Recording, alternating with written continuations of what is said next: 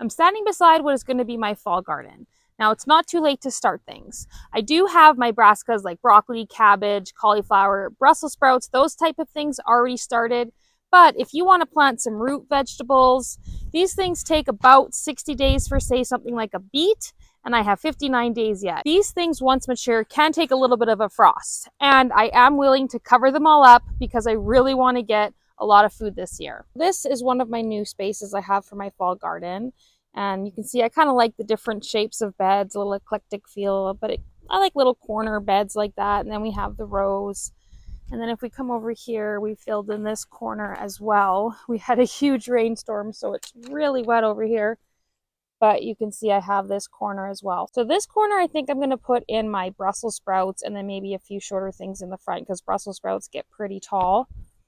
And then over here, I'm going to put a row of cabbage, a row of broccoli, and that leaves me with this row here to plant my root vegetables as well as this corner. And like I also said, I have random spots throughout where I'm going to be throwing probably some radishes and spinach, things that only take about 30 to 45 days.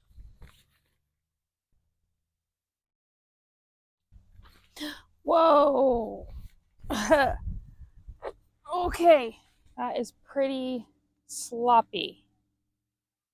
I think I'm gonna have to go barefoot.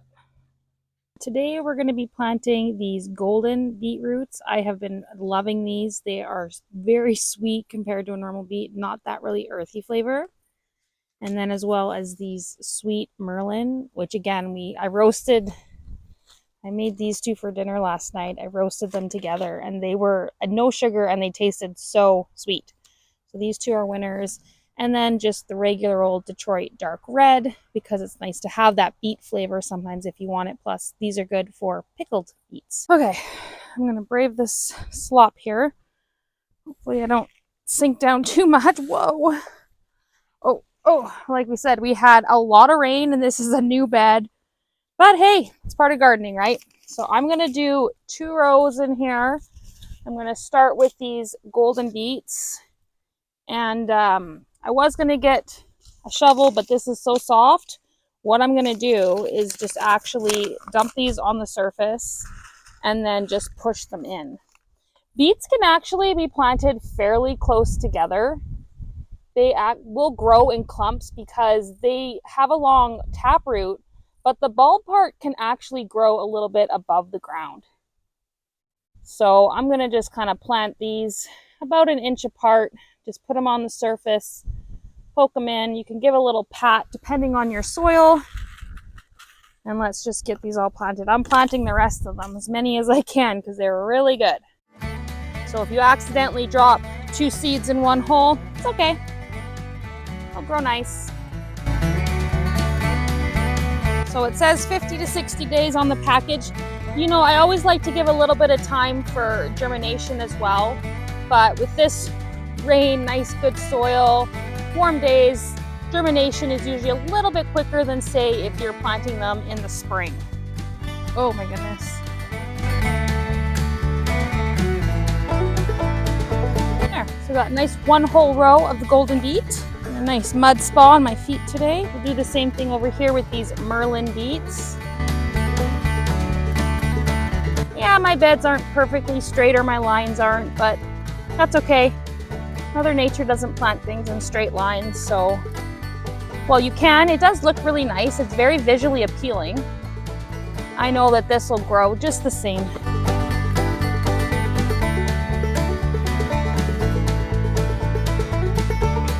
So I'm going to do a little experiment at the end, and I'm going to plant them, because I have this whole last little kind of triangle, in groups of 3 or 4 in kind of little modules, and let's see how those ones grow. I guess that means we will plant these Detroit dark red ones in the corner part here.